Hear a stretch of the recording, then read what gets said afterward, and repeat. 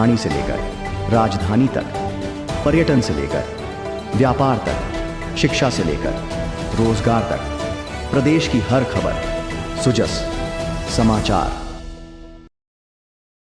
नमस्कार, सुजस समाचार में आप सभी का स्वागत है और मैं हूं आपके साथ निशा शर्मा। खबरों की शुरुआत करेंगे, लेकिन उससे पहले एक नजर डालते हैं इस वक्त की हेडलाइंस पर।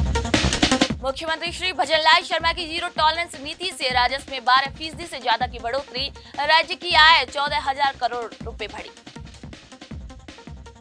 सीएम श्री भजनलाल शर्मा ने श्रीमद् भागवत कथा का किया श्रवण, की प्रदेशवासियों के सुख समृद्धि की कामना।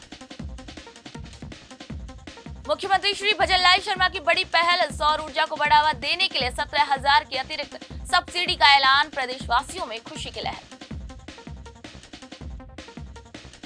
मुख्यमंत्री श्री भजनलाल शर्मा की तारबंदी योजना किसानों के लिए हो रही फायदेमंद साबित, खेत सुरक्षित होने से किसानों को मिल रही है बड़ी राहत।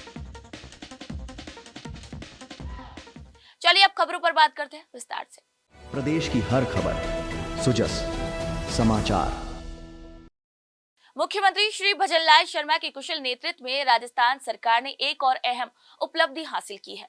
राज्य में राजस्व संग्रहण को मजबूती देने के लिए जीरो टॉलरेंस नीति अपनाई गई, जिससे राज्य की आय में 12.5% की बढ़ोतरी दर्ज की गई।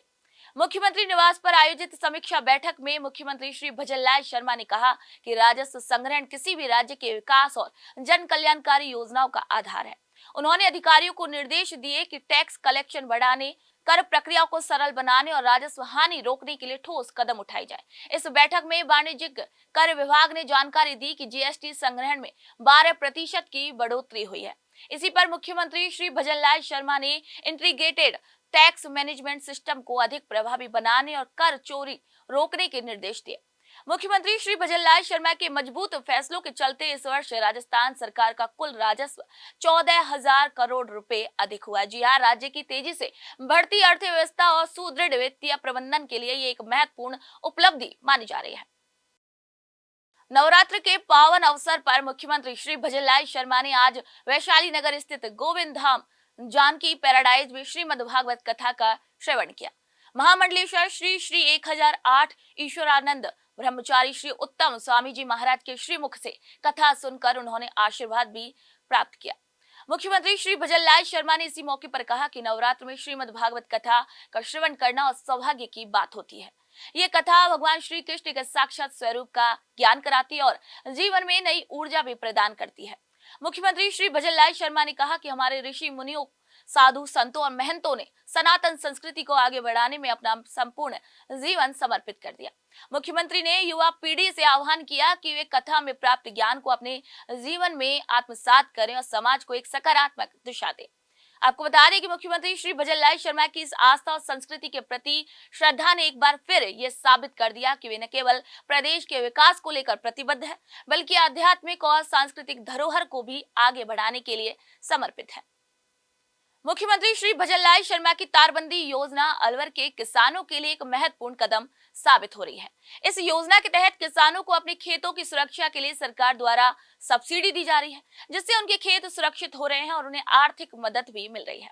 कृषि विभाग के अधिकारी श्री पीसी मीणा के मुताबिक बीते साल 2,32,000 मीटर क्षेत्र में किसानों ने तारबंदी करवाई, जिसमें सरकार ने 70% तक सब्सिडी दी। इसके अलावा यदि किसान समूह में मिलकर अपने खेतों की तारबंदी कराते हैं तो उन्हें अतिरिक्त छूट भी दी जा रही है। ये योजना किसानों के लिए बेहद फायदेमंद भी साबित हो रही है, क्योंकि इससे न केवल उनके खेत सुरक्षित हो रहे हैं, बल्कि उनकी पैदावार में भी काफी बढ़ोतरी होगी।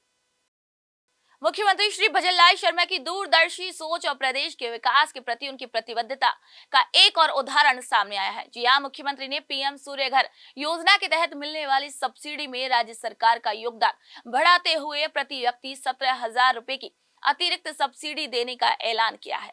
इस फैसले के बाद प्रदेश में सौर ऊर्जा को अपनाने की दिशा में बड़ा बदलाव देखने को मिलेगा। बिजली विभाग के एक्सियन के मुताबिक इस योजना के शुरू होने के बाद अलवर जिले में 700 से ज्यादा सोलर प्लांट अब लगाए गए हैं। जी हाँ, ये योजना लोगों को बिजली के बढ़ते बिलों में राहत देने और अक्षय ऊर्जा को बढ़ावा देने के उद्देश्य से लागू की गई। ये राज्य सरकार और बिजली विभाग द्वारा लगातार इस योजना का प्रचार प्रसार किया जा रहा है ताकि ज्यादा से ज्यादा लोग इसका लाभ उठा सके। राजस्थान पहले से ही देश में सौर ऊर्जा उत्पादन के क्षेत्र में अग्रणी है और मुख्यमंत्री श्री भजनलाल शर्मा के इसी फैसले से राज्य और भी अधिक ऊर्जा आत्मनिर्भर बनेगा। तो इस योजना के तहत मिलने वाली बढ़ी हुई सब्सिडी से लोग अधिक संख्या में सौर पैनल लगवाने के लिए प्रेरित होंगे और इससे बिजली के पारंपरिक स्रोतों पर निर्भरता भी कम होगी। मुख्यमंत्री श्री भजनलाल शर्मा द्वारा की गई इस पहल से प्रदेश के लोगों को न केवल आर्थिक लाभ होगा बल्कि पर्यावरण संरक्षण की दिशा में भी एक बड़ा कदम साबित होगा। तो आने वाले समय में ये योजना राजस्थान के ऊर्जा क्षेत्र में एक मील का पत्थर साबित हो सकती है। तो सुजस समाचार में आज के लिए इतना ही, फिर मिलेंगे नई खबरों के और जानकारी के साथ। तो तब तक के लिए नमस्कार। धानी से लेकर राजधानी तक, पर्यटन से लेकर व्यापार तक, शिक्षा से लेकर रोजगार तक, प्रदेश की हर खबर सुजस समाचार।